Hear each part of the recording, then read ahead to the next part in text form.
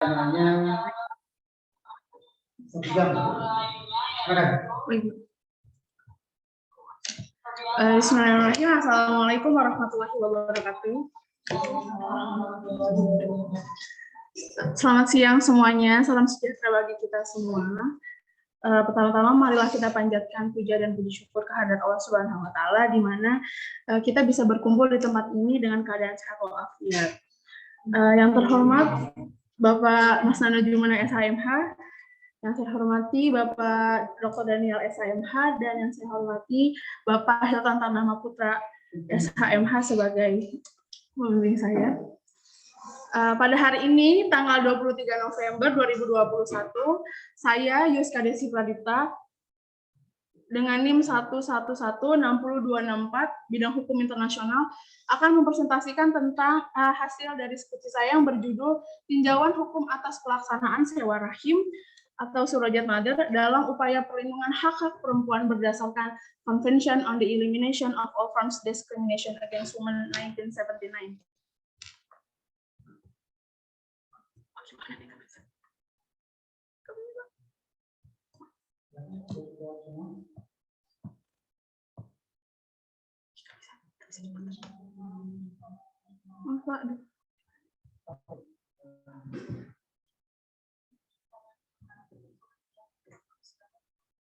Yang pertama ada latar belakang masalah, di mana perkembangan ilmu dan teknologi membuat para ilmuwan dunia ingin berinovasi dalam segala bidang, begitu juga dengan bidang kesehatan dengan segala kecanggihan teknologi untuk memudahkan manusia. Perkembangan dalam bidang kesehatan tidak diimbangi dengan perkembangan hukum. Contohnya ada teknologi dalam bidang kesehatan yaitu in vitro fertilization atau biasa kita sebut dengan IVF, atau biasa lumrahnya di Indonesia adalah bayi tabung, di mana kita kenal dengan cara hamil di luar rahim. Selanjutnya ada melakukan IVF. Ini kan tidak cukup hanya mengandalkan teknologi yang canggih, melainkan ada beberapa faktor untuk menunjang kehamilan di luar rahim. Salah satunya adalah kesehatan reproduksi dari kedua pasangan.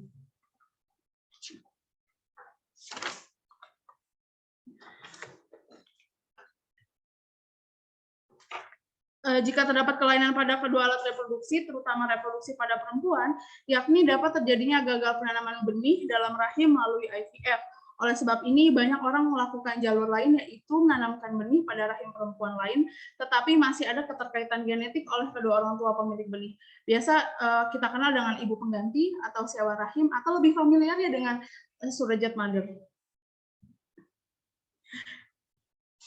Yang selanjutnya ada sejarah praktik sewa rahim, di mana teknologi yang canggih dalam bidang kesehatan ini, atau yang tadi kita sebut dengan IVF, dikenal mulai 1970, dikenal dalam dunia kedokteran.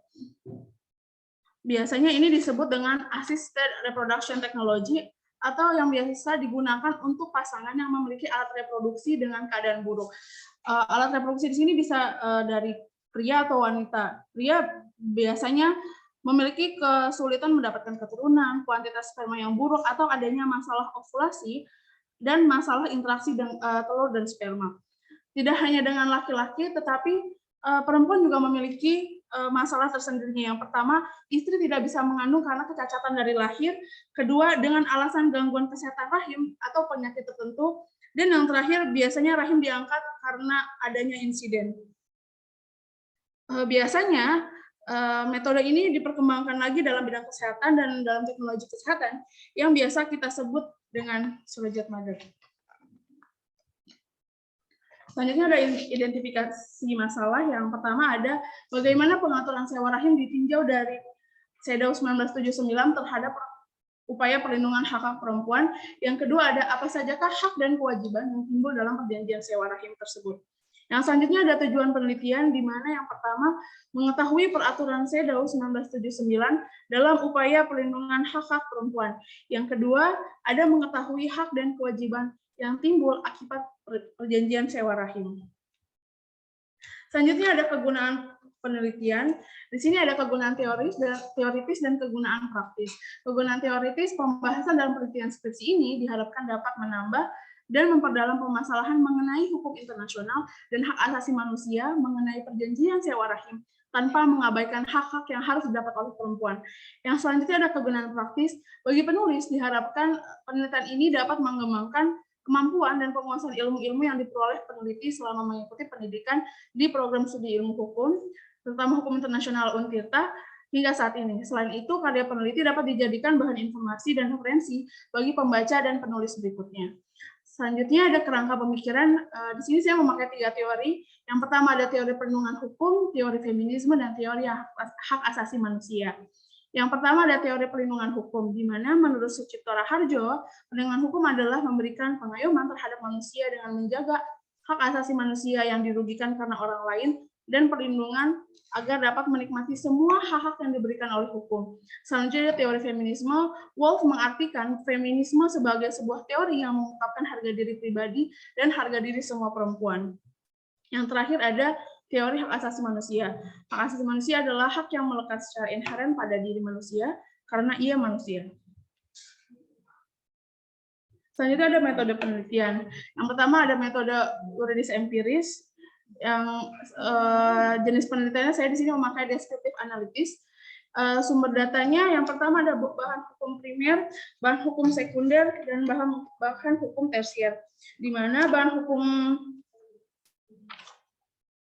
primer itu menjadi utama dalam pengajuan penelitian ini. Saya memakai bahan hukum primer. Yang pertama ada CEDAW 1979, ada Undang-Undang Nomor 36 Tahun 2009 tentang Kesehatan, dan yang terakhir ada Permenkes tentang penyelenggaraan pelayanan teknologi reproduksi buatan. Yang kedua ada bahan hukum sekunder, di mana ini menambah kejelasan dari bahan hukum primer yang saya dapatkan dari buku literatur, dokumen resmi, jurnal atau makalah serta internet.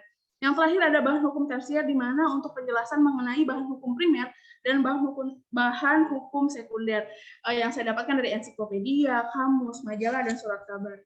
Selanjutnya ada teknik pengumpulan data, dilakukan dengan metode kepustakaan dan studi lapangan.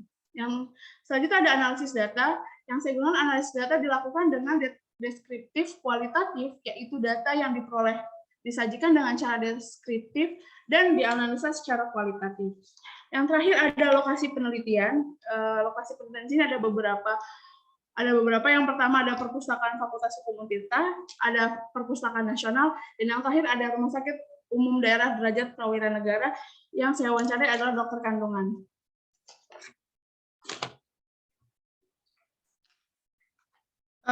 Selanjutnya ada tinjauan teoritis dalam perlindungan hak-hak perempuan. Yang pertama ada perlindungan hukum, di mana perlindungan hukum menurut perlindungan hukum adalah memberikan pengayoman terhadap hak asasi manusia yang dirugikan oleh orang lain, dan perlindungan itu diberikan kepada masyarakat agar dapat menikmati semua hak yang diberikan oleh hukum.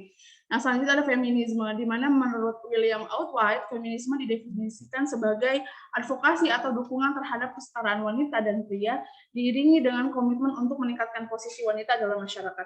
Istilah ini mengasumsikan adanya kondisi yang tidak sederajat antara pria dan wanita, baik itu dalam bentuk dominasi pria atau biasa kita sebut patriarki, ketimpangan gender, atau efek sosial dari perbedaan jenis kelamin. Yang terakhir ada hak asasi manusia, di mana hak yang melekat secara inheren pada diri manusia karena ia manusia. Satu-satunya alasan seorang memiliki hak asasi adalah karena ia manusia. Fokus utama dari hak asasi manusia adalah kehidupan dan martabat manusia. Nah, selanjutnya pengertian sewa rahim atau surrogate mother. Surrogate mother adalah seorang wanita yang mengandung anak atas kepentingan orang lain dan juga memberikan anak atas kepentingan orang lain dan juga memberikan hak-haknya sebagai orang tua kepada orang lain tersebut. Atau seorang wanita mengandung anak yang benihnya berasal dari pasangan lain dan kemudian setelah wanita tersebut melahirkan akan memberikan hak atas pengasuhan anak yang dilahirkan kepada pasangan dari mana benih itu berasal. Selanjutnya, menurut Fred Emelan, surrogate mother adalah seorang wanita yang mengikatkan dirinya melalui suatu ikatan perjanjian dengan pihak lain untuk menjadi hamil setelah dimasukkannya penyatuan sel benih laki-laki dan perempuan yang dilakukan pembuahannya di luar rahim sampai melahirkan sesuai kesepakatan yang kemudian bayi tersebut diserahkan kepada pihak suami istri dengan mendapatkan imbalan berupa materi yang telah disepakati.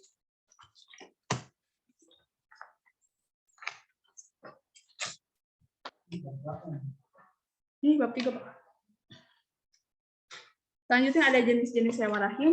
Yang pertama ada tradisional surogasi, di mana di sini ibu pengganti tidak hanya menyewakan rahimnya, tapi memanfaatkan sel telur yang berasal dari ibu pengganti.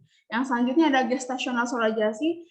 Tipe ini tipe yang biasa digunakan oleh negara-negara yang melegalkan surogasi, di mana benih bayi itu berasal dari suami istri dan ditanamkan ke rahim orang lain. Selanjutnya ada intended mother. Intended mother itu sendiri adalah sel telur yang berasal dari sendiri atau donor yang ada perjanjian bisnisnya dan hak asuh anak diberikan kepada ibu penyewa rahim.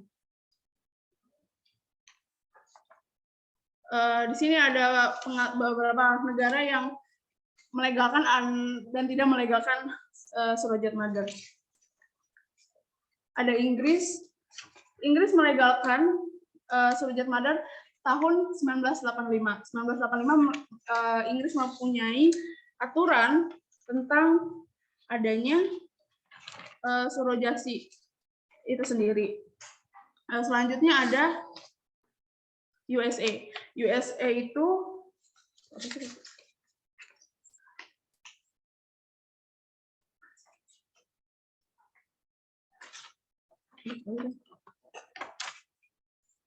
Amerika adalah fungsi sebagai tujuan surogasi internasional di dunia.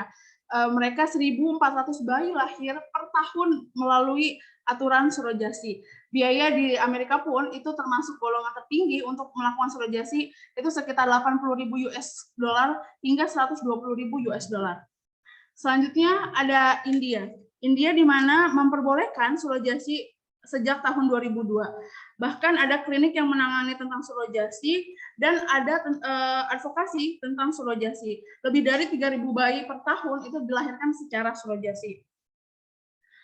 Selanjutnya ada Libya. Libya tidak membolehkan hukum surogasi, di mana pada tahun 2004 Libya mengukuhkan hukum pidana tentang surogasi. Selanjutnya Jerman. Jerman tidak membolehkan surogasi, di mana tepatnya adanya kode etik pada tentang surogasi dan infertilisasi pada Jerman. Selanjutnya ada Switzerland. Switzerland tidak membolehkan tentang surogasi, di mana ada aturan the Federal Act on the Medically Assisted Reproduction, itu terdapat pada pasal 119 Undang-Undang Switzerland. Dan berbicara tentang Indonesia, pastinya Indonesia tidak membolehkan tentang surogasi ini karena beberapa aturan yang tertera pada undang-undang dan norma yang ada di Indonesia. Yang pertama ada Undang-Undang Nomor 36 Tahun 2009 tentang kesehatan yang berada di pasal 127 ayat 1 menjelaskan tentang hasil pembuahan sperma dan ovum dari suami istri yang bersangkutan ditanamkan dalam rahim istri dan mana ovum berasal. Selanjutnya ada Peraturan Menteri Kesehatan Nomor 39 Menkes 2010 tentang penyelenggaraan pelayanan teknologi reproduksi berbentuk. Pada part D di sini ada dilarang melakukan surogasi dalam bentuk apapun. Selanjutnya ada dari Fatwa MUI. Fatwa MUI menjelaskan bahwa praktik transfer embrio ke rahim titipan atau bukan rahim istri yang memiliki ovum tersebut telah difatwakan haram oleh MUI pada tanggal 26 Mei 2006. Selanjutnya analisis tinjauan hukum atas pelaksanaan sewa rahim dalam upaya pelindungan hak perempuan berdasarkan Serial 1979. Analisis pertama yaitu analisis peraturan mengenai sewa rahim. Yang pertama saya lihat dari pendekatan secara umum yang diadopsi oleh negara-negara, di mana pendekatan itu ada melarang segala bentuk surogasi, yang selanjutnya ada membiarkan surogasi tidak diatur, yang ketiga ada secara tegas mengizinkan dan mengatur surogasi non komersial atau bisa kita sebut dengan surogasi sosial. Yang terakhir ada mengizinkan semua jenis surogasi termasuk surogasi komersial. Yang terakhir ada International Human Rights Law, di mana keputusan ini perempuan untuk masuk ke dalam kontrak surogasi bisa dibilang dilindungi bukti nyata oleh haknya atas privasi dan otonomi reproduksi. Selanjutnya ada reproductive rights atau biasa kita biasa sebut dengan hak reproduksi. Yang terakhir ada menurut CEDAW 1979 yang tertera pada artikel 11 dan 12. Yang kedua ada analisis hak dan kewajiban dalam sewa rahim, di mana hak dan kewajiban ini dari keluarga penyewa dan dari kewajiban pada ibu pemilik rahim. Mungkin itu saja presentasi dari saya tentang skripsi. Baik, bisa dikasih jawabannya. Belum tes stop, harus dulu. Tes stop dulu baru lanjut. Baik, untuk kesempatan pertama, silakan kepada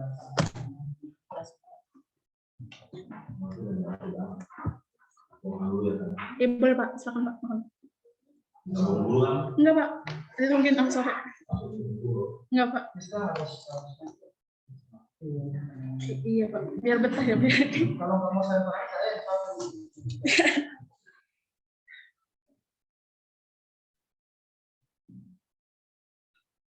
Ini subskripsi berapa lama nih Kak?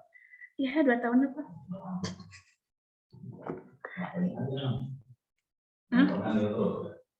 Ya kan saya betah sama Pak Daniel Pak, jadi ya, saya pengen lama-lama. Saya yang lain memang berdua. Tapi saya betahnya Bapak Pak, tenang aja. Ya Kak. Iya Pak. Yang closing call. Iya Pak, cerita. Subskripsi apa? Kalau bisa. Iya Pak. Yang harusnya cetak ini, kemudian kami kan banyak jelasin. Iya Pak. Untuk master, jadi banyak yang lewat, mungkin seperti itu 2 tahun tapi setiap hari ya, akhirnya banyak lewat. Kayak terbang kaki 20 ini banyak yang double. Jadi kayak misal itu udah disebut dalam harusnya kan bibit atau objek atau apa dengan dengan keluar ini malah ditulis lagi terutama ngabisin tinta. Saya kan tanya juga nggak bisa. Yang kedua memang ya HP ya atau lebih mudah mungkin karena di copy paste kan. Nah terus ke materinya. Kenapa kamu tertarik ngambil skripsi ini? Apa yang jadi bahan dasar kok ngomongin hal yang di Indonesia nggak ada kasusnya? Pernah ada di Indonesia? Pernah, tapi secara diam-diam Pak. Ya, namanya ya kayak secara diam-diam itu kayak gimana maksudnya? Iya, jadi fakta bahwa itu ada gimana? Tadi kan Bapak nanya ketertarikan saya. Iya. Faktanya gimana? Misalnya ada di berita atau mungkin sepupu kamu kayak begitu, saudara kayak begitu, bahwa tahu itu pernah terjadi dan setelah dia dari mana? Waktu saya baca artikel di itu tahun enggak Pak, jadi saya baca artikel tentang artis. Jadi di situ sebetulnya inisialnya, iya di situ inisial si A gitu kan Pak. Nah dia, itu banyak.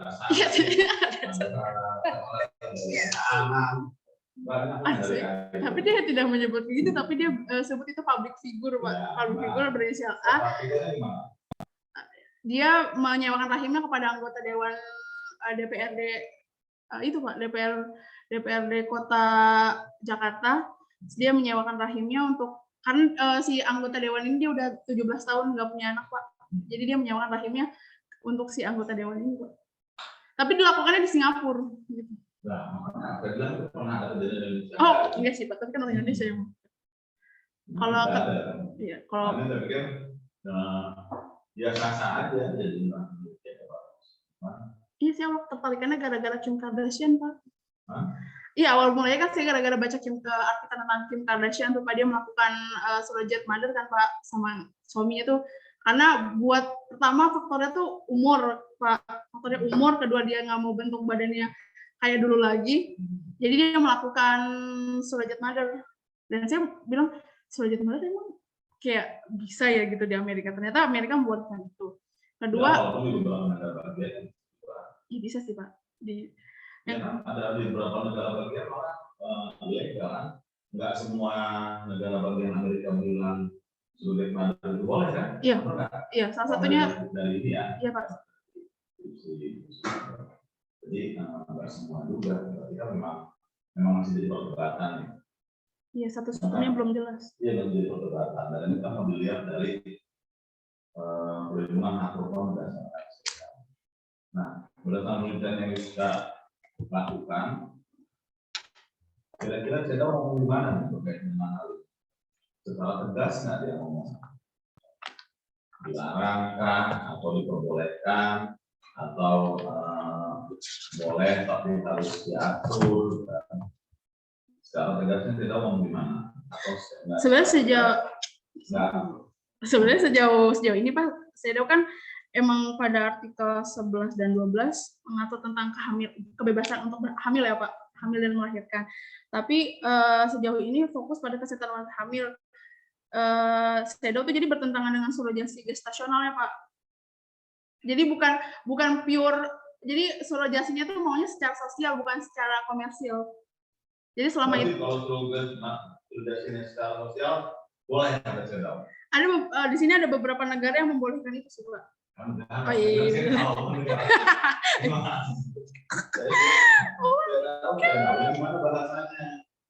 Kalau di sini Sedo menegaskan perlindungan bahwa dengan melindungi kesehatan ibu pengganti mengurangi keberatan terhadap praktik tersebut. Pasal 5 lebih luas menuntut pengakuan kehamilan sebagai fungsi sosial daripada fungsi komersial. Makanya, ini kita ngomongin fungsi sosial atau fungsi komersial? Dua-duanya sih Pak. Dua-duanya sih. Kan umum. Saya bahasnya mau yang keseluruhan gitu Pak. Maunya bahasanya yang fungsi sosial atau fungsi komersial. Kalau tadi kamu contohin si artis yang dengan inisial A itu, fungsi sosial atau fungsi komersial? Komersial. Kan dia dibayar Pak. Nah, kalau karena dari situ jadi fungsi komersial. Tapi kalau mau dilihat hal itu, banyak yang mau dibahas karena apapun saya sekilas saya nggak tahu di sini apakah dibahas secara mendalam dua fungsi itu. Tinggal nanti kayak ini kan di Amerika sendiri boleh dua-duanya fungsi sosial dan fungsi komersial atau boleh cuma salah satu dan fungsi sosial aja. Nah, bedanya fungsi sosial dan fungsi komersial apa? Kalau fungsi sosial tidak mendapatkan imbalan dari si penyewanya karena emang dia pure ngebantu si orang yang belum punya anak ini Pak. Kalau komersial kan dia mendapat beberapa imbalan materi dari si ibu. Tidak ada fungsi sosial. Contohnya apa? Contohnya ada fungsi sosial. Ada di Australia. Di mana dia? Australia itu membolehkan Pak. Australia itu membolehkan surogasi ini, tapi cuman yang sosial bukan yang komersial. Jadi ada kayak komunitas aja tuh, komunitas ibu-ibu yang buat membantu orang-orang yang mau hamil gitu lah, iya. Tapi dari ini orang lain lah. Iya. Dari pasangan yang lain. Cuma di sana aja dari dia. Bukan dibuahi sama selak itu lah. Ini kan dia. Iya, makanya Australia. Iya, soalnya Australia itu hanya membolehkan gestasional surogasi, Pak, tradisional surogasi. Iya, nah. Sekarang kalau misalnya fungsi sosial diperbolehkan, berarti secara otomatis itu nggak melanggar CEDAW. Melanggar enggak? Di CEDAW sendiri boleh nggak fungsi sosial? Iya, ini dia boleh. Ini dia boleh Pak. Dia nggak boleh tuh yang fungsi komersil, boleh fungsi sosial. Gitu. Ya boleh. Fungsi sosial. Iya boleh. Komersial nggak boleh, kan? Betul. Yakin kayak begitu. Ini pasal 5 Pak. Di pasal 5 kan bilang bahwa dalam fungsi komersial itu boleh. Fungsi sosial, kalau fungsi sosial boleh. Fungsi komersial nggak boleh. Nah terus sekarang gimana dengan praktek yang ada di Amerika, di India? Berarti mereka tuh melanggar CEDAW semua tuh. Secara nggak langsung, tapi kan melanggar tentang norma nggak sih Pak? Kan kita ngomong CEDAW, norma yang tadi. Yang ngomong norma kepatuhan apa? Kamu CEDAW aja nih. Ya, karena kamu kan tinjauannya dari CEDAW 9. Iya. Tinjauan hukum harus pelaksanaan sewa hakim. Nah, di sini kamu sebutin nggak bahwa memang kalau CEDAW itu bilang di pasal 5-nya kan jelas bilang bahwa boleh kepentingan sosial. Nah, sedangkan praktek di beberapa negara yang kamu teliti, kayak di Amerika ternyata fungsinya komersial. Saya nggak tahu India komersial atau sosial. Komersial. Komersial. Kan ada undang-undangnya juga Pak, India ada tarifnya ya, gitu. Ya, boleh gitu. Nah, makanya di analisanya kamu harus tahu nggak? Saya belum baca nih, saya buka. Di analisanya kamu harus tahu nggak bahwa memang yang dilakukan di India, di Amerika, gitu, jelas itu salah satu hal yang melanggar ketentuan CEDAW 9. Harusnya kan titiknya dari situ, gitu. Bahwa memang bukan nggak boleh suruh dengan menerima nggak boleh sewa hakim, tapi boleh untuk kepentingan sosial. Harusnya kan itu. Berangkat dari situ atau enggak? Karena memang apa memang kamu bilang bahwa ya mau sosial mau fungsi komersial, pokoknya dilihat dari karena kalau dilihat dari CEDAW ya harus fungsi sosial. Nah ini saya nggak ketemu nih di kesimpulannya.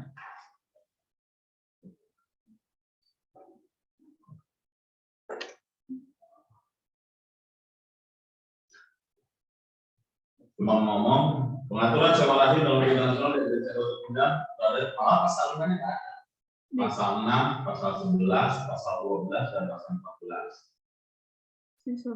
Di halaman 112 Pak.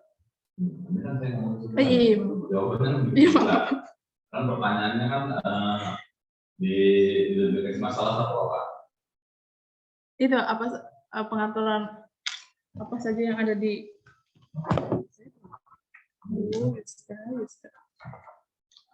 Apa itu deteksi masalahnya? definisi masalahnya. Harus itu untuk sama. Yang pertama itu bagaimana pengaturan sewa rahim ditinjau dari segi. Nah, berarti kan harus dilihat di CEDAW. Makanya saya pertanyaan pertama tadi di CEDAW-nya ada enggak tentang sewa rahim itu? Bilang ada di pasal 5 tadi ya. Tapi jawaban kamu ini pengaturan sewa rahim dalam hukum nasional lihat dari CEDAW undang-undang adanya di pasal 6, pasal 11, pasal 12, dan pasal 14. Makanya saya tanya pasal 6 isinya apa, 11 apa, 12 apa, kenapa? Justru bisa mengambil kesimpulan bahwa tentang sewa rahim itu di pasal ini loh adanya. Nah, tadi kamu saya tanya kamu bilang di pasal 5 adanya. Enggak ya, kalau masalah tentang yang fungsi sosial, yang fungsi komersial itu ada di pasal 5 Pak. Nah kalau misalnya tadi tentang 11 dan 12 itu CEDAW menjamin hak-hak hamil semua perempuan. Kalau pasal 6? Pasal 6 pasal 5 malah kamu dulu. Kayaknya itu 16 deh Pak. Itu 16 atau itu ya? 6, 11, 12, 14. Ya, kayaknya itu 16 deh Pak. Nah, kalau 16 juga nggak nutup juga 5-nya. Kan saya nanya 5-nya ya, 5-nya. Saya kayak salah nulis deh Pak. Ya kalau salah nulis juga itu 16. 5-nya tetap nggak ada di sini kesimpulan. Sedangkan pengaturan sewa rahim itu salah satu yang prinsipnya ada di pasal 5. Menurut saya nggak bukan nih, saya nggak baca memang betul apakah pasal 5 atau enggak gitu kan. Biasanya harusnya tergambar di apa di pendahuluan. Nah, itu kan pasal umum.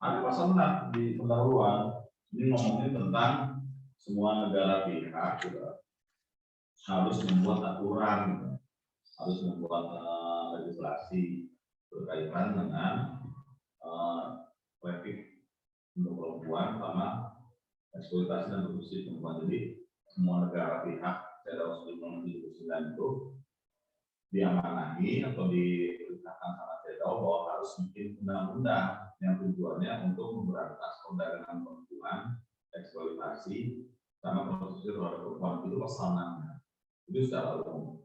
Nah, ini apakah pasal 6 ini dianggap sebagai pasal yang mendasari bahwa bisnis surrogate mother ini termasuk ke dalam hal ini atau enggak? Karena kalau pendahuluan Yuska secara tidak langsung mengaitkan bahwa artikel 6 itu merupakan salah satu hal yang menjadi dasar bahwa surrogate mother itu nggak boleh karena dianggap sebagai bentuk eksploitasi terhadap perempuan. Ini pasal 6-nya nih. Makanya saya tanya tadi kan, apakah di CEDAW itu dinyatakan secara tersurat, secara nyata, secara gamblang, atau mungkin secara tersirat. Kalau bahasa seperti ini kan tersirat nih. Nah, secara langsung bilang bahwa surrogate mother itu nggak boleh, gitu kan.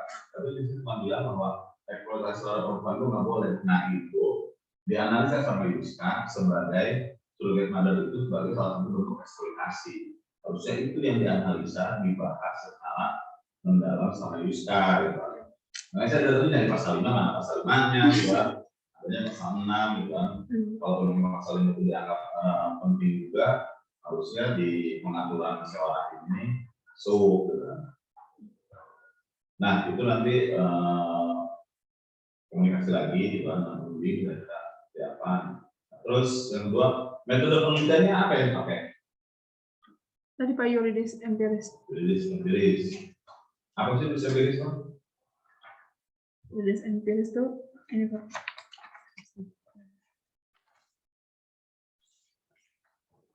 Yuridis empiris. Iya, menjadikan sebuah penelitian sebagai prosedur penelitian yang menghasilkan data deskriptif berupa kata-kata atau lisan dari orang-orang dan perilaku yang diamati. Oke.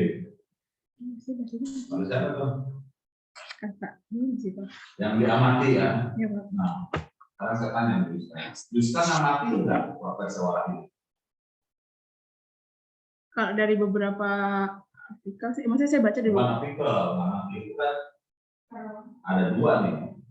Ada ngamati itu kalau misalnya Yuska cuma terus dua artikel, jadi ngamati karena membaca artikel. Yuska ngamati enggak tuh orang melakukan sewarah ini tuh? Nganterin misalnya atau misal Yuska itu terus mengalami hal itu atau dia tidak daripada mengalami mendampingi dia ngamati prosesnya, oh ini komersial nih dia dibayar apa segala macam nggak bersesuaian. Enggak, tapi saya wawancara dokter. Oh begini. Wawancara dokter, dokternya pernah melakukan tindakan itu? Pernah Pak. Di mana dokternya?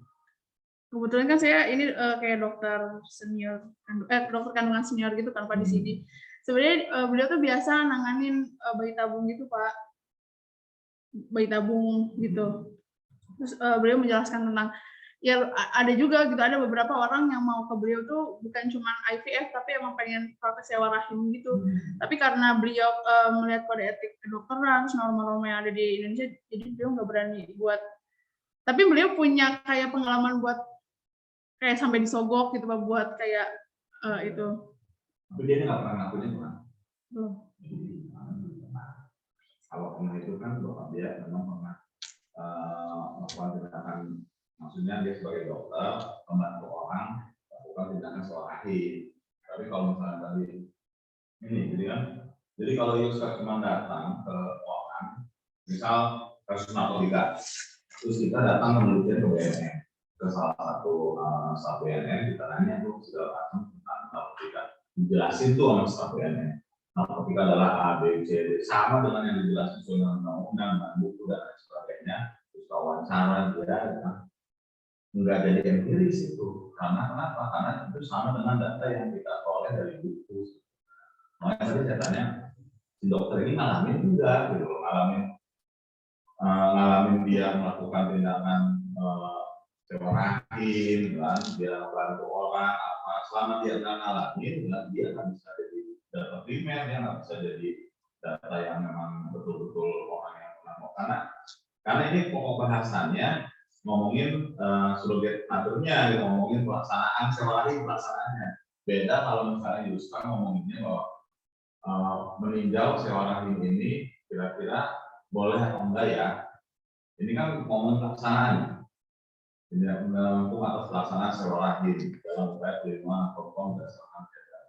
Jadi makanya tadi saya tanya juga wawancara di RSDP, makanya saya pernah nggak sih dokter itu dan atau mungkin sangat diam ternyata apa juga dia cuma pernah ada beberapa orang yang mau koordinasi tapi dia nolak. Nah itu yang harus benar-benar jadi jangan sampai karena tadi itu bahasannya itu pengertiannya jelas berupa kata-kata atau lisan dari orang-orang dan perilaku yang dapat diamati. Jadi harus melihat kita itu empiris itu harus melakukan ya.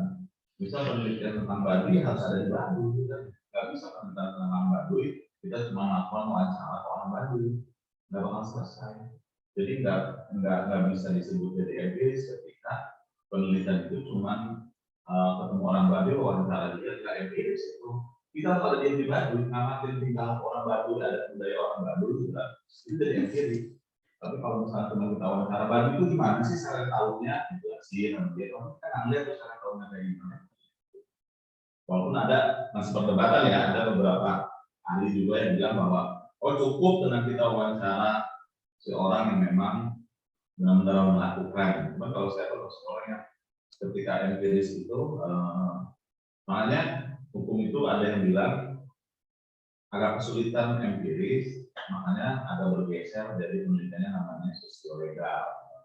Jadi bukan empiris tapi nyerempet empiris tapi bukan. Sosiolegal itu kita nggak amati secara langsung, tapi kita dapat data yang konkret dari orang yang memang pernah melakukan sebagai korban. Kita mengamati. Karena kalau empiris itu ada beberapa ahli yang bilang bahwa ya kita ini harus mengamati korbannya.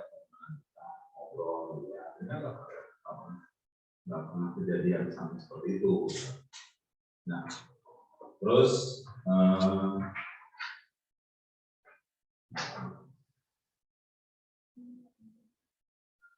nah ini kan di pasal di halaman 17, saya nggak tahu sama nggak karena beda. Terus kan ngomongin nih bahwa ada hak dan kewajiban hidup mengganti. Terus kemudian hak dan kewajiban suami istri. Ini dari mana? Dari buku.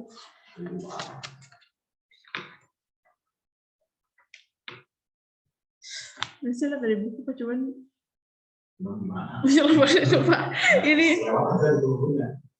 Mungkin kan emang enggak Pak dari ya dari beberapa sumber buku gitu Pak. Jadi saya simpulin jadi satu.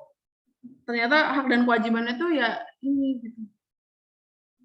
Ya, kasih tahu dari buku makanya saya sebut tadi itu. Hak dan kewajiban ibu pengganti A, B, C, D.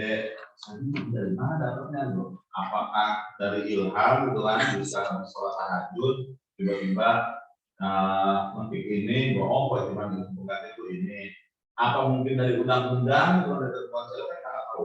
Apa mungkin dari hasil kolaborasi misal Yuska melihat peraturan di Amerika dan peraturan di India terus kemudian Cendong juga ngomong apa nah ini kelihatan kewajiban ini nggak ada ini iya itu saya lihat dari beberapa buku Pak sebenarnya cuman awalnya tuh kayak bingung mau nulis bukunya ini yang mana ya jadi saya dari beberapa buku terus jadi gabungin jadi satu gitu memang ini dari beberapa sumber gitu kan. Jadi kalau kayak gini, saya jadi nanya tuh dari mana nih, kok bisa kalau ada hak kewajiban ibu pengganti? Saya jadi mikir, Yuska pernah jadi ibu pengganti, kok bisa tahu hak dan kewajiban itu sampai sendiri? Ini kan analisa nih. Jadi analisa hak dan kewajiban yang dulu jadinya seorang hakim. Ini tahu dari mana? Kalau bisa jadi kan, oh karena memang Yuska pernah menjadi ibu pengganti, makanya ini tuan haknya begini, kewajibannya begini. Tapi kalau memang ini dasarnya dari jurus pada dari beberapa sumber, mana yang tahu aja sebenarnya apa, gimana, karena memang itu sebagai tanggung jawab akademik ya. Jadi kita kan nggak bisa nih mila-mila atau apa, karena tulisan ini kan pasti orang bakal baca, bakal tahu juga. Kalau Yuska memang sudah bisa menyimpulkan ini, bahwa dia sebagai hasil pemikiran Yuska ya bagus gitu ya. Jadi tinggal diyakini bahwa ini memang polisi ini memberikan secara bukan dari orang lain atau dari itu tertentu atau dari artikel tertentu. Karena ini kan ganti, walaupun sebetulnya nggak lagi di Indonesia nggak lagi karena memang ketentuannya nggak boleh. Terus kemudian budaya kita juga nggak mengenal ini sebetulnya. Malah di budaya kita itu lebih mengenal apa kawin kontrak sebenarnya. Saya kalau menanya pada benar ini lebih pengalaman. Saya beberapa kali.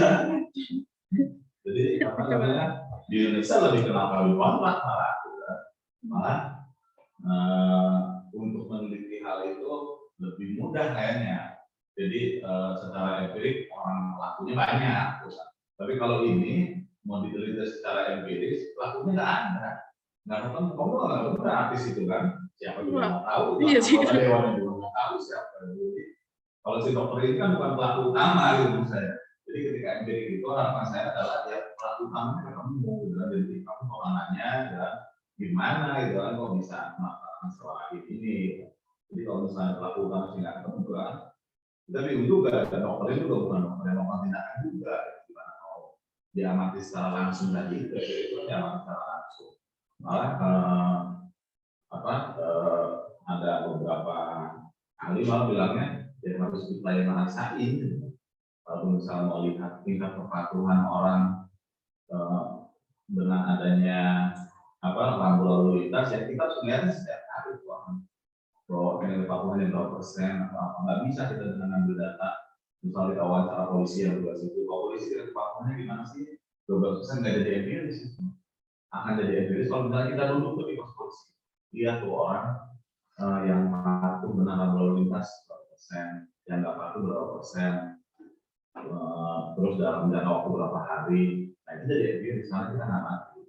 Tapi kalau misalnya kita nanya ke polisi aja wawancara bilang ke polisi berapa nih ya dari empiris karena kita nggak ngamati langsung kecuali kita ngamati di laku polisinya dan polisinya kita tanya-tanya laku kita. Itu dari saya ya. Jadi ini ada beberapa catatan kayak tadi hasil kewajiban ganti jelasin tuh dari mana tuh sumbernya, terus kemudian kasih tahu juga mana yang komersial, mana yang sosial, terus tegasin juga di channel itu bahasanya seperti apa tadi itu saya bilang apakah sosial atau surat jelas, terus sama kamu ini karena orang zaman dulu kali ya, ini Pak Pipi masih jadi wadik 3 nih badannya. Bapak Pipi lu diakal saya mas aku wadik 3 kurang bertayasa. Oh bukan itu Pak. Oh, jadi kalau Bu Rena baca ini, iya, kalau di kata pengantarnya Pipi diakal masih jadi wadik 3 loh. Walaupun wadik 1 wadik 2 nggak ganti, wadik 3 nggak ganti. Untung rektornya udah patah, bukan profesional kan. Panjatan double, jadi kedua bidang, jadi ini 2 dan terus lagi lain. Terus saya ingat ini ke teman-teman yang hadir juga mungkin yang juga atau apa, saya ingat itu beberapa kali. Orang tua itu nomor 1, jangan kamu terima kasih ke bapak juga, lahir kamu juga enggak. Dan saya bukan benci sama rektor ya, nggak usah saya dengan rektor ya.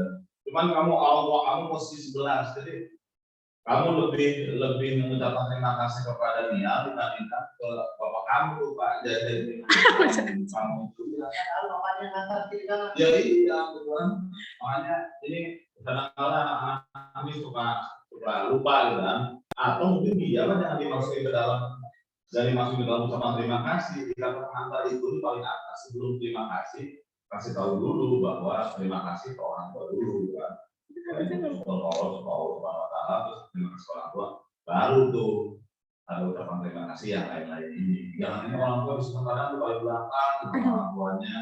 Kalau saya jadi orang tuanya, saya kira datang ke keluarga ya. Jangan dong, nanti gak ada rumah. Jadi jangan sampai kejadian lagi nih, saya berapa kali ingetin teman-teman. Ya mungkin itu pimpinan sidang. Baik. Terima kasih dicatat ya saya. Iya Pak. Jadi kalau praktek salin kontrak itu karena sebenarnya sudah dilakukan oleh Oh, Ini pacar aja nggak ada nih, kita mau kawin kita gitu. lagi kawin kontrak yang bertahun-tahun ini. Nggak diresmi-resmiin saya nih. Oke, kembali terima kasih kepada Pak Bimo atas keterangannya. Baik, untuk selanjutnya saya persilakan kepada Pak Johnson, Pak Sana. Silakan Pak. Baik, terima kasih pimpinan sidang. Terima kasih pimpinan sidang. Jelas suara Bapak Yuska? Jelas tapi kecil, Pak. Ya, ini sudah suara besar, sudah full memang. Iya, Pak. Ya, tidak terdengar ya, dengan Pak Daniel tidak terdengar. Kedengaran nggak, Pak? Gitu ya. Kurang sih, Pak, kurang kedengaran di ruangan. Ya, ini udah sering paling kenceng ya. Oh, tapi kedengaran sama Yuska kok, Pak. Oh iya, iya. Ya, Yuska, Iya, Pak. Yuska. Iya, Pak. Apa namanya, skripsi ini menurut Bapak skripsi yang memang futuristik ya, futuristik karena banyak sekali nanti aspek-aspek yang memang ke depan menjadi concern khususnya dalam masyarakat internasional ya. Saya pikir Yuska perlu lebih strict terutama dalam konsep bagaimana surrogate mother itu sesuatu yang memang niscaya untuk dilaksanakan. Ya, mengingat perkembangan teknologi yang semakin maju dan juga kondisi masyarakat dunia yang memang semakin kalau bisa dibilang mungkin semakin individualistik dan eksklusivisme ya. Artinya banyak aspek seperti yang disampaikan Yuska bahwa intended mother. Suara Bapak jelas? Jelas, Pak. Jelas, Pak. Jelas, tapi Ya, agak misalnya- sama volumenya kecil sih, Pak.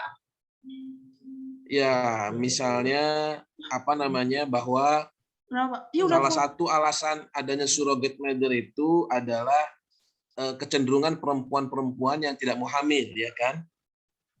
Iya, iya, Pak.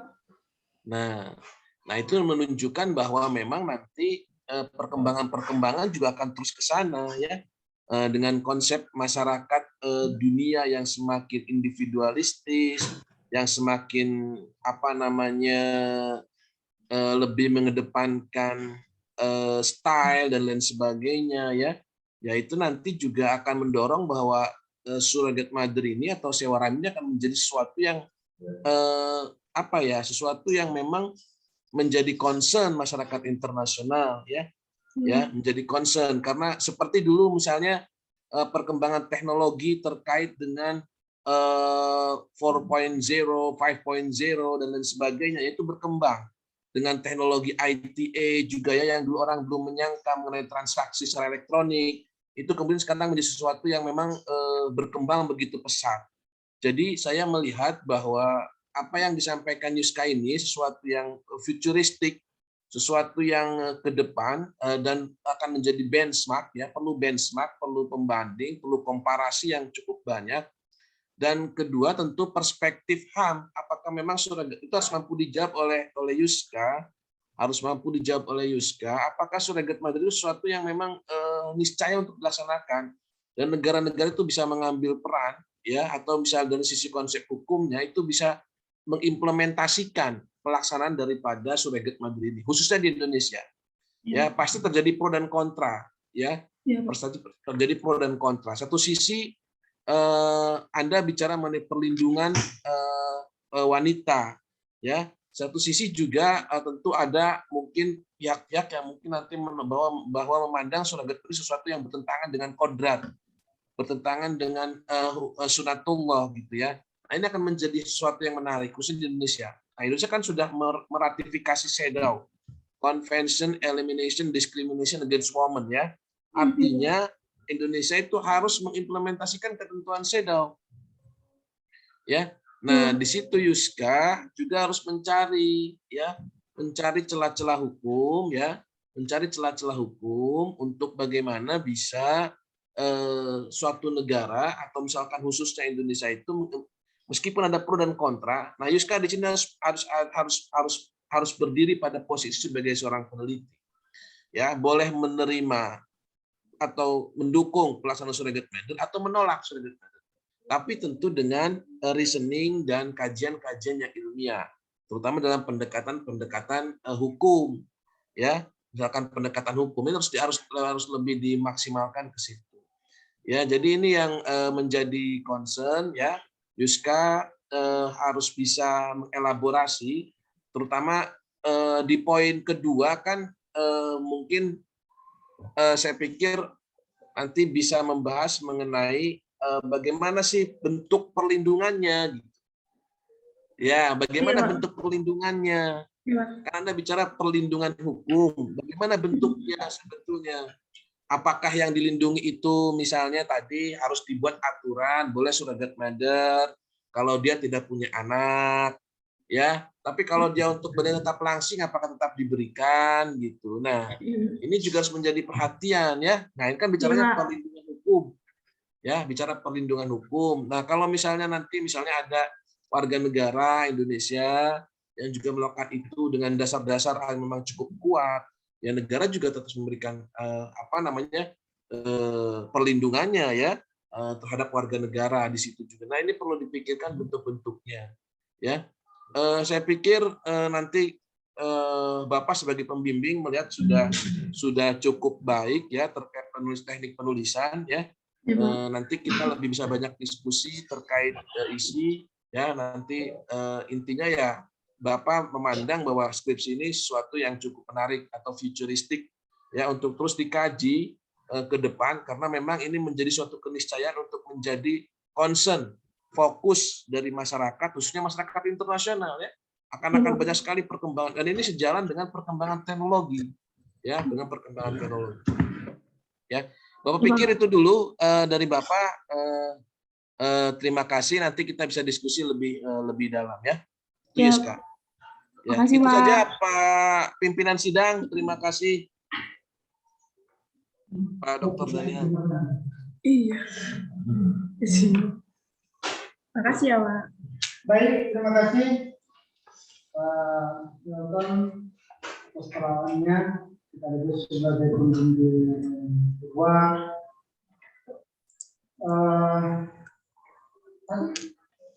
Apa yang ditanyakan Pak Yoton?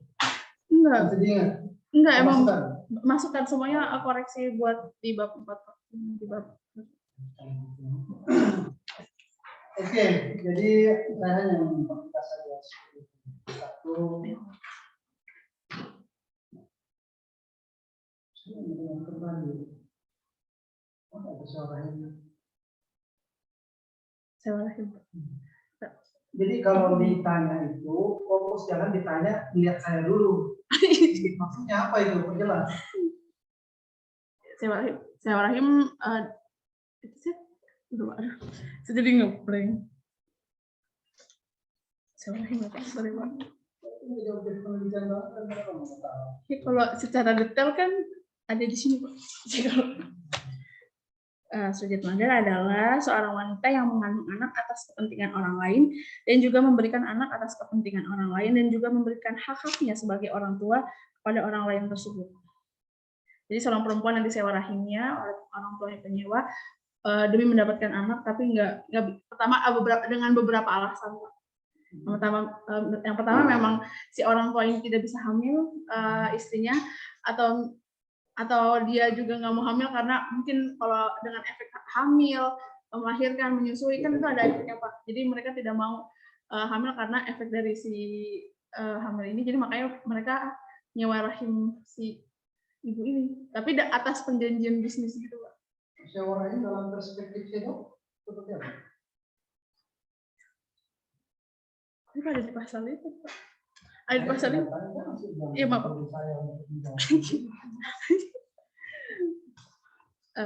Kalau saya tahu tuh emang fokus pada pasal 5 menjelaskan. Yang saya tanya, bagaimana sewa rahim itu dalam perspektif ini? dibolehkan tapi secara fungsi sosial atau bukan fungsi komersil. Fungsi sosial itu seperti apa? Kalau fungsi sosial pure memang Contohnya seperti apa? contohnya tidak dapat imbalan apa-apa, Pak. Jadi emang dia pure hamil untuk si ibu ini menolong biar punya anak aja, nggak dapat imbalan materi apa-apa. Kalau komersil dapat imbalan dari si orang penyewa ini. Dari mulai proses hamilnya, proses melahirkannya sampai pasca melahirkannya pun si orang tua penyewa ini menanggung semua materinya. Dan dia juga dapat imbalan materi juga pada dari si orang tua penyewa. Lalu bagaimana hubungan hukumnya? Hubungan hukum antara si wanita hamil dengan anaknya. Ada hubungan? Nggak ada bawaan status hukumnya, Pak. Hubungan hukum. Oh, hubungan nggak ada, Pak. Karena dia cuma pure untuk emang menyewakan rahimnya aja. Jadi nggak ada hubungan hukum apapun itu. Apakah yang lahir itu bisa dikategorikan anak dan yang melahirkan itu bisa dikategorikan ibu? Kan setiap yang menyusui dan melahirkan adalah suami. Berarti tadi kalau jawaban itu tidak ada hubungan hukum antara si ibu yang melahirkan dengan anak yang dilahirkan. Iya, karena secara genetik pun anak ini tidak mengikuti genetik ibu yang dikandungnya. Pertanyaan saya kemudian, apakah hubungan antara seorang ibu yang melahirkan dengan anak yang dilahirkan? Apakah ada hubungan hukum? Kalau hubungan hukum nggak ada sih, tapi mungkin kalau hubungan batin ada, Pak. Tidak ada. Kalau saya menitipkan sperma saya ke rahim Yuska, kemudian Yuska melahirkan seorang anak, apakah Yuska punya hubungan hukum dengan anak itu? Kalau secara hukum sih nggak ada. Nggak ada. Berarti Yuska tidak layak dipanggil mama sama anak itu dari hasil sperma saya. Karena pada hakikatnya genetiknya pun tidak genetik saya, Pak. Jadi kalau saya melihatnya karena nggak membawa genetik saya, nggak bawa genetik saya, jadi nggak ada status hukum antara saya dan dia gitu. Walaupun Yuska sendiri yang melahirkan itu, anak itu. Iya, Pak. Dalam konteks sewa rahim, apakah yang disuntikkan ke dalam rahim si ibu itu sperma atau embrio? Embrio.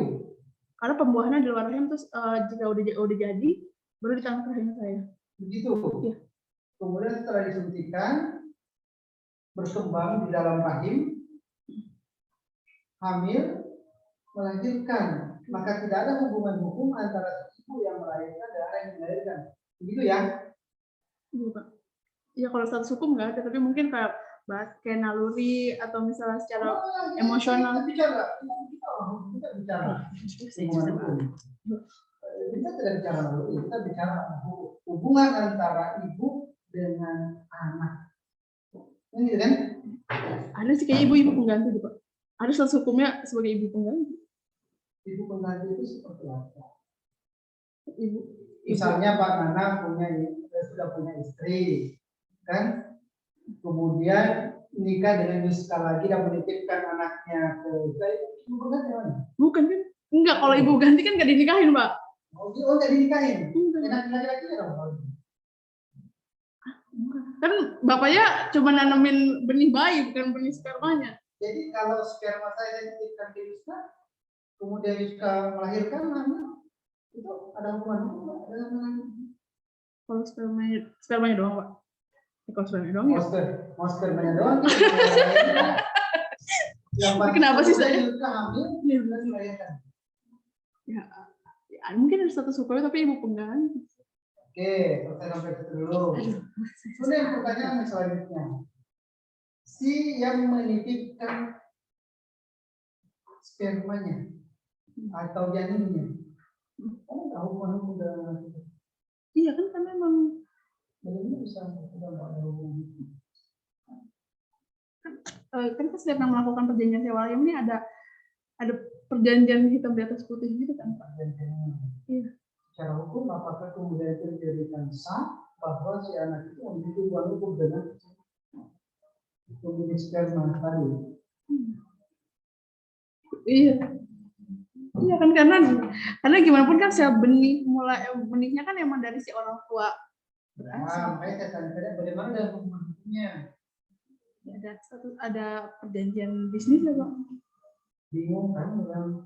Itulah yang kemudian mendasari sehingga pemerintah Indonesia ya, Nggak jelas itu ya. tidak mau dan tidak menerima konsep sewa rahim ini karena jelimet. Karena nggak jelas itu. Status anaknya seperti apa? Status hukumnya kan Pak itu. Status hukumnya. Saya bicara begini karena saya sebagai pelaku. Pelaku jadi sih Pak. 2 kali saya bayi tabung. Bukan bayi tabung. Yang lulus kamu belum? Hah? Lulus kamu belum? Lulus kamu belum? Bapak belum mulai jalan. Baru pikirkan pada saat kita melakukan penelitian dengan gimana kalau Yuska aja sekalian.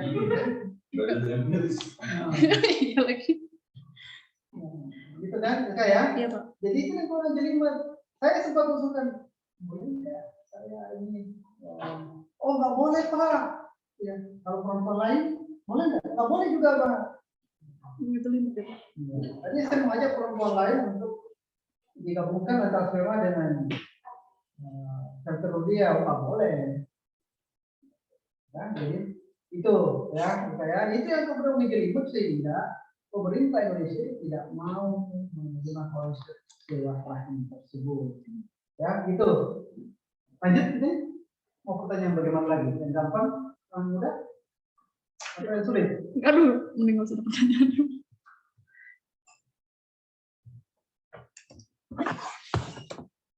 Nah, shadow itu memberikan perlindungan terhadap perempuan.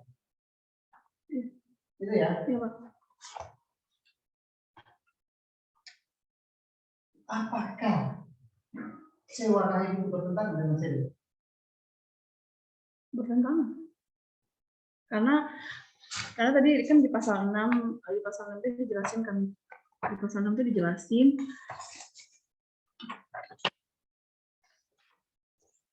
yang di pasal 6 kan dijelasin tentang state parties or takes appropriate measures including legislation to suppress all forms trafficking women and exploitation of prostitution.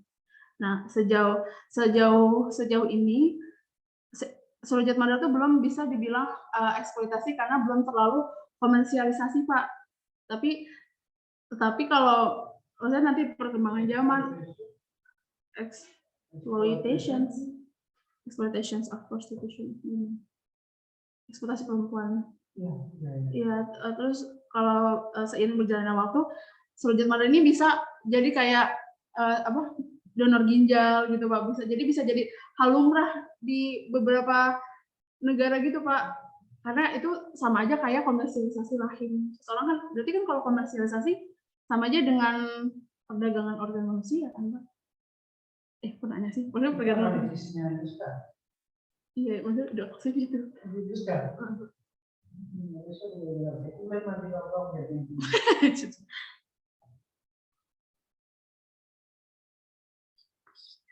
Gimana? Iya, bertentangan dengan shadow Pak, karena kan rata-rata bertentangan dengan shadow. Iya. Bertentangan dengan shadow. Iya. Bertentangan dengan shadow. Jadi Bapak nanya bertentangan dengan shadow apa enggak kan? Iya, karena kan beberapa praktek sewa rahim ini statusnya kan komersil Pak, bukan. Tadi kan di pasal 5 tuh boleh dilakukan sewa rahim tapi dengan fungsi sosial bukan fungsi komersil. Dan beberapa negara yang tadi saya sebutin, beberapa itu mengandung unsur komersil. Jadi kan melanggar shadow. Berarti kalau sosial tidak melanggar shadow, kalau komersil melanggar shadow. Ya karena iya tadi ngomong itu gitu sih. Karena kan di pasal 5-nya itu kalau fungsi sosial dibolehkan tidak dibolehkan kalau ini fungsi komersil. Jawaban peraturan pendidikan. Kalau perempuannya tidak keberatan, boleh. Kalau perempuan keberatan baru. Tapi saya nggak mendukung itu. Jadi sebetulnya dua-duanya nggak Jadi boleh. kalau pacaran boleh cium, tapi kalau nggak pacaran ya cium saya dong. Kan gitu logikanya. Saya menentang dua-duanya sih Pak. Tapi kan sepemahaman tadi saya tahu, ya begitu. Saya nggak bisa ngerti. Tapi saya Hanya deg-degan. untuk meyakinkan orang-orang bahwa kamu ngerti dengan itu.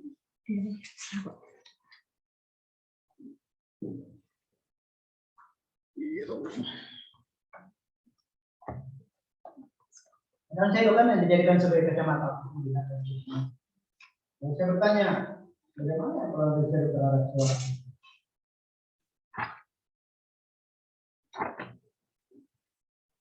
Shadow itu apa sih intisarinya? Intisarinya saya tahu, Iya, intisari itu dalam shadow. menghapuskan diskriminasi terhadap perempuan. Nah, menghapuskan diskriminasi terhadap perempuan. Apakah sewa rahim itu masuk kategori diskriminasi terhadap perempuan? Iya loh. Diskriminasi. Diskriminasi. Iya. Karena pertama anak yang dilahirkan itu langsung dikasih ke ibunya. Secara nggak langsung pun itu membunuh naluri keibuannya. Terus kayak status hak asuh, bukannya kalau misalnya ibu yang melahirkan itu ada hak asuhnya gitu Pak terhadap anak yang dilahirkan. Kita sendiri nggak ada hubungan hukum tadi. Oh iya. Tapi jadi kalau ini kan membunuh naluri keibuannya, terus kayak hak asuhnya dialihkan ke ibu yang menyewa, terus ya Oke, yang namanya sampai situ. Amerika tadi contohkan ratifikasi SIDO nggak? ratifikasi Pak. Ratifikasi. Iya. Iya. Dia sendiri ratifikasi SIDO, dia sendiri yang membolehkan seorang yang Iya. gitu. Iya. Berarti dalam tatanan implementasi SIDO, ya, di Amerika itu tidak berjalan dengan baik, Iya Pak. tidak terimplementasi dengan baik, kan begitu ya? Benar begitu ya? Kita bilang ya. Iya Pak. Pendapatnya seperti apa? Itu pendapat saya tadi. Pendapatnya.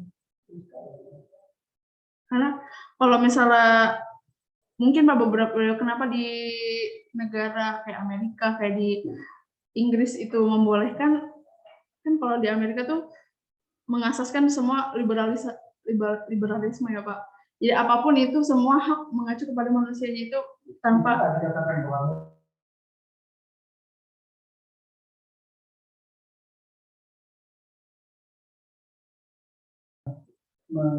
membolehkan sewa rahim di mana kayaknya pendapat Yuska loh bahwa ada Yuska sendiri. Ternyata sewa rahim itu melanggar hak perempuan, begitu ya? Berarti Amerika melanggar hak perempuan. Gitu. ya karena dia membolehkan sewa rahim itu sendiri Pak. Saya boleh ada di sini.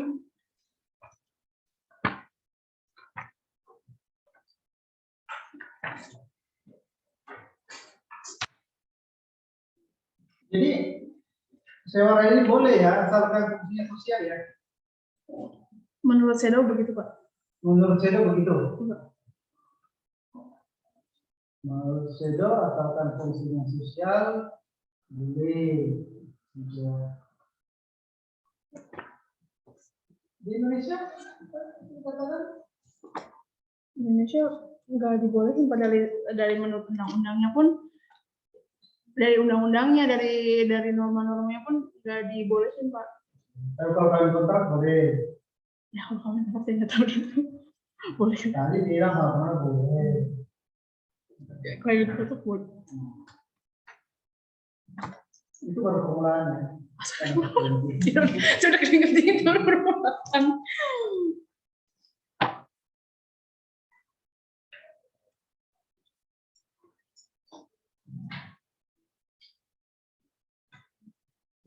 Kalau bicara tentang hak dan kewajiban, seperti di dalam identitas masalah kedua.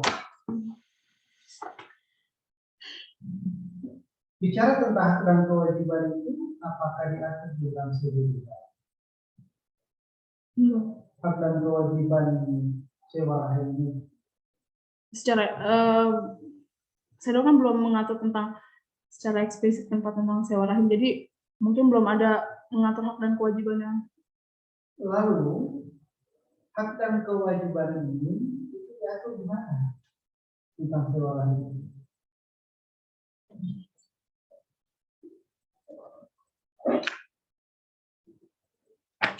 Ini berdasarkan ini hukum yang berlaku di negara masing-masing mungkin Pak. Kayak ada perjanjian kan, itu kayak mungkin bukan perjanjian yang legal kan, jadi bisa aja itu perjanjian yang ilegal. Perjanjian kita. Bukan perjanjian ilegal, iya maksudnya bukan yang sah di semua negara gitu kan Pak. Jadi perjanjiannya antar si ibu pesewa dan yang mau menyewakan rahimnya. Pertanyaan saya kembali terkait dengan hak dan kewajiban itu artinya gimana? Belum ada aturan jelasnya juga. Terus di sini bicara tentang kewajiban apa Pak ini? Ini sebenarnya dari beberapa sumber buku, tapi saya nggak cantumin. Dia namanya tuh. Astagfirullah. Kan tapi nanti. Soalnya ini ada beberapa sumber gitu, jadi bingung tulisnya. Kalau banyak sumbernya, kenapa di footnote di situ? Lihat pada buku sekian, lihat juga, lihat juga dalam buku ini, lihat lagi dalam buku ini. Itu ada masalah. Masalah bingung kemarin. Kamu banyak aja sudah bingung, apalagi satu. Atau nggak bingung buat masalah? Ya Allah. Cuma sekarang berapa? Nggak ada. Musibah. Musibah. Sudah mau sarjana, belum punya pacar, musibah. Ada lulusin dulu, Pak. Ada lulusin dulu. Ya, itu musabah ada ya. Pacar saya panggil cepetan. Saya panggil pacar saya Pak. Dia satu ngantri. Sama, jadi kalian juga jangan sampai sudah belum punya pacar. Cariin dulu pacar. Sudah baru bingung siapa ya kawan saya. Kasih nanti mau pacaran sama Bapak aja. Kan sudah kan kalau itu. Oh iya. Kan biar ada dua gitu Pak. Oh, kontraknya misalnya. Iya Pak. Gimana nih? Akan kewajiban. Iya saya sih memang nggak ada cantuman beberapa buku. Jadi si buku itu tuh emang dia mengacu ke sini. Tadi sudah menjawab bahwa ada kontrak, ada perjanjian antara si pemilik rahim dengan pemilik benih ya tadi, maka dasar dari hak dan kewajiban di dalam kontrak itu. Ketika kan nggak ada itu kewajiban. Coba lihat ada nggak ada kontrak, maka hak dan kewajiban itu ada dalam perjanjian. Nah, di analisis bab 4, analisis bab 4 ini perlu perbaikan kembali. Iya Pak. Di analisis bagian A itu bicara tentang pengaturan sewa rahim, ditinjau dari CEDAW. Saya Bapak tidak menemukan analisis pasal-pasal dalam CEDAW yang membahas tentang sewa rahim ini baik tersurat maupun tersurat. Jadi Yuska itu harus menganalisis pasal-pasalnya. Pasal sekian itu dan ini, ya kan? Menurut profesi itu begini. Oh, pasal sekian juga seperti kalau bicara tentang apa? Itu kupas tuntas di CEDAW itu yang ada kaitannya dengan sewa rahim. Ya, gimana pendapat orang, teorinya bagaimana? Tentunya sudah ada. Bagaimana teori ini bisa masuk ke sini? Saya selalu mengatakan banyak penulis menggunakan teori sampai kita apa. Tetapi teori itu nggak dipakai di paparan analisis, ya, hanya mistik saja gitu. Tidak membekas ya, kalau sekali kita jadi kalau yang pasti membekas. Pulang repot urusan. Enggak, ini transfer Pak. Oh gitu. Iya Pak. Bolehlah. Itu ya. Jadi jangan sampai teori yang ada di bab 2 itu nggak terpakai sih. Akhirnya apa yang terjadi? Bab 3 nya lebih banyak daripada bab 4. Iya, Bab 2 nya lebih banyak daripada bab 4. Karena kan orang bicara pengaturan kok, tapi dari bab tidak ada yang sisi pengaturan kondisi. Iya. Nah, terkait dengan hak dan kewajiban yang setiap negara itu memiliki sistem hukum yang berbeda. Dalam sistem hukum itu kemudian diterjemahkan di dalam kontrak, kontrak pun berbeda. Kita pun berbeda. Karena masing-masing sub-Sahara dengan Anglo-Saxon, Eropa kontinental dengan timur jauh. Nah,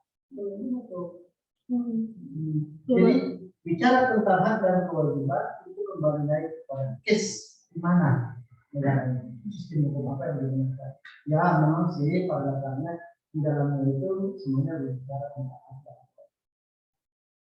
Tetapi tentu hak dan kewajiban itu sesuai dengan kaidah-kaidah yang ada di negara itu.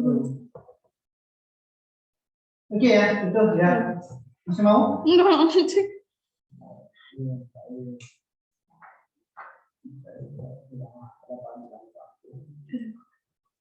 Baik, Ustaz, sebelum saya tutup mungkin ada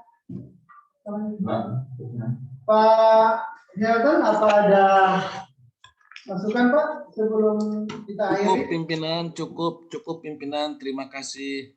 Cukup. Cukup, Pak. Cukup. Baik, terima kasih Pak. Cukup. Saya kembalikan ke Pak Kabit sebenarnya terkait dengan mengenai penilaiannya atau tata caranya seperti apa. Jadi kalau dari saya hanya menginstruksikan hingga selesainya pertanyaan-pertanyaan daripada penelaah. Jadi untuk selanjutnya dari ucapan alhamdulillah, bismillahirrahmanirrahim, saya pimpinan sidang saya serahkan kepada Pak Kabit. Suaranya nggak terdengar semua ya, Rizka? Iya Pak, Pak Daniel ngalihin semuanya ke Bapak sekarang. Ya, Yuska nanti Pak. menunggu hasil dari para penelaah ya.